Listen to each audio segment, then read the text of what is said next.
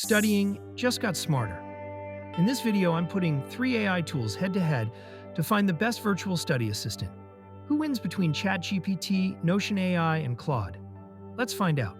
First test. Can they build a custom weekly study plan?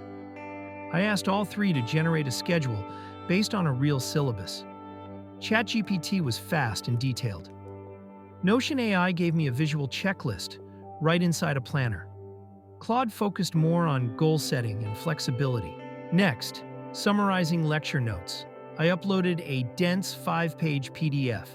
ChatGPT gave a clear outline and bullet points. Notion AI turned it into study cards. Claude added insight and linked themes across sections. Flashcards are study gold. ChatGPT made quick question-answer pairs. Notion AI integrated them right into my dashboard. Claude was slower, but added context to each card. All 3 were impressive, but here's how I'd rank them.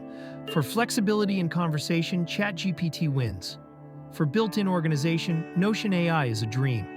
And if you want deep understanding, Claude is quietly brilliant. Which AI tool would you trust to help you pass your finals? Let me know in the comments. And subscribe to NavigAI for more real-world AI tests that actually make life easier.